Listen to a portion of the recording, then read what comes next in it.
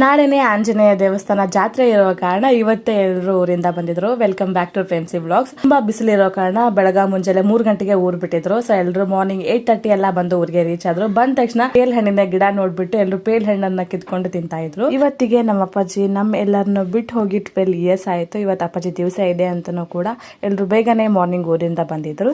ನಾನು ಇವತ್ತು morning first ದೇವ್ರ ಪೂಜೆನ ಮುಗಿಸ್ಕೊಂಡು ನೆಕ್ಸ್ಟ್ ಅಪ್ಪಾಜಿನ ಪೂಜೆನ ಮಾಡ್ತಾ ಇದ್ದೀನಿ. ಅವ್ರು ತೋರ್ಸಂತ ಪ್ರೀತಿ ಕಾಳಜಿ ನಾವ್ ಯಾವತ್ತೂ ಕೂಡ ಮರೆಯೋದಿಲ್ಲ. ಒಂದು ಹೆಣ್ಣಿಗೆ ಯಾವ ತರ ರೆಸ್ಪೆಕ್ಟ್ ಕೊಡ್ಬೇಕು ಅನ್ನೋದನ್ನ ನಮ್ಮ ಅಪ್ಪನ ನೋಡಿ ಕಲಿಬೇಕು. ಮಕ್ಕಳಾದ ನಾವು ಅಪ್ಪಾಜಿಗೆ ಕಾಲಿಗೆ ಬಿದ್ದು ಆಶೀರ್ವಾದ ತಗೊಳಕ್ ಹೋದ್ರೆ ನಮ್ಮ ಅಪ್ಪಾಜಿ ಹಾಗಲ್ಲ, ವಾಪಸ್ ನಮಗೆ ನಮಸ್ಕಾರ ಮಾಡ್ಬಿಟ್ಟು ನಿಮ್ಮ ಆಶೀರ್ವಾದ ಸದಾ ನಮ್ಮ ಮೇಲೆ ಇರ್ಲಿ ಅಂತ ಕೇಳ್ಕೊಳ್ತಾ ಇದ್ರು. ಅಷ್ಟೊಂದು ನಮ್ಮ ಅಪ್ಪಾಜಿ ರೆಸ್ಪೆಕ್ಟ್ ಕೊಡ್ತಾ ಇದ್ರು ವುಮೆನ್ಗೆ. ಎಲ್ರು ಕೂಡ ಅಪ್ಪಾಜಿಗೆ ನಮಸ್ಕಾರ ಮಾಡ್ಕೊಂಡು ಇವಾಗ ಟಿಫಿನ್ ಮಾಡ್ತಾ ಇದ್ವಿ. ಇವತ್ತು ನನ್ನ ಪುಟ್ಟ ಅಳಿಯಾನೆ ನನಗೆ ಟಿಫಿನ್ ಮಾಡಿಸ್ತಾ ಇವತ್ತು ಅಮ್ಮ ಅವಲಕ್ಕಿ ಮಾಡಿದ್ರು. ಟಿಫಿನ್ ಮಾಡ್ಕೊಂಡು ಸ್ವಲ್ಪ ಹೊತ್ತು ರೆಸ್ಟ್ ಮಾಡಿ ಮಧ್ಯಾಹ್ನ ಊಟಕ್ಕೂ ಕೂಡ ಟೈಮ್ ಆಯ್ತು. ಇವತ್ತು ಅಮ್ಮ ಊಟಕ್ಕೆ ಹೋಳಿಗೆ, ಶ್ರೀಕರಣಿ, ರೊಟ್ಟಿ, ಚಪಾತಿ, ಬದನೆಕಾಯಿ ಪಲ್ಯ ಮತ್ತೆ ಹೋಳಿಗೆ ಸಾಂಬಾರ್ ಕೂಡ ಮಾಡಿದ್ರು.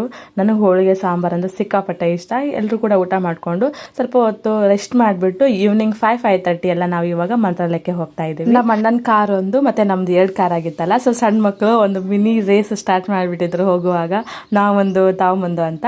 ನಾವು ಪ್ರತಿ ಸಲ ಮಂತ್ರಾಲಯಕ್ಕೆ ಹೋಗುವಾಗ ನೀರ್ಮಾನ್ಯದಲ್ಲಿರುವಂತ ಎಲ್ಲಮ್ಮ ದೇವಸ್ಥಾನಕ್ಕೆ ಹೋಗಿ ಹೊರಡೋದು. ಸೊ ಇವತ್ತು ಕೂಡ ಎಲ್ಲಮ್ಮ ದೇವಸ್ಥಾನಕ್ಕೆ ಬಂದು ದೇವರ ದರ್ಶನ ಮಾಡ್ಕೊಂಡು ನಾವು ನೆಕ್ಸ್ಟ್ ಅಲ್ಲಿಂದ ಬಿಚ್ಚಲಮ್ಮ ದೇವಸ್ಥಾನಕ್ಕೆ ಬಂದ್ವಿ.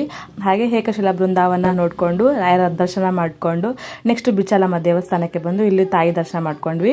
ಈ ಬಿಚ್ಚಲಮ್ಮ ದೇವಸ್ಥಾನ ಬೆಲ್ಲ ಮತ್ತು ಬಾಳೆಹಣ್ಣಿನಿಂದ ಕಟ್ಟಿರೋದು. ನೀವೇನಾದ್ರೂ ಈ ಪ್ಲೇಸ್ಗೆ ಬಂದ್ರೆ ಮಿಸ್ ಮಾಡದೆ ಈ ಒಂದು ಪ್ಲೇಸ್ನ ನೋಡ್ಕೊಂಡು ಬನ್ನಿ, ಅಷ್ಟೊಂದು ಚೆನ್ನಾಗಿದೆ. ಆಕ್ಚುಲಿ ಮಿರಾಕಲ್ ಅಂತಾನೆ ಹೇಳ್ಬೋದು. ನಾವು ನೆಕ್ಸ್ಟ್ ಅಲ್ಲಿಂದ ಮಂತ್ರಾಲಯ ಮಠಕ್ಕೆ ಬಂದ್ವಿ. ಸೊ ತುಂಬಾ ಬಿಸಿಲು ಇರುತ್ತೆ ಅಂತ ಈ ತರ ವ್ಯವಸ್ಥೆ ಮಾಡ್ಕೊಟ್ಟಿದ್ದಾರೆ. ಅಂಡ್ ರಾಯರ ದರ್ಶನ ಮಾಡ್ಕೊಂಡು ನಾವು ನೆಕ್ಸ್ಟ್ ಅಲ್ಲಿಂದ ಊರಿಗೆ ಹೊರಟ್ವಿ.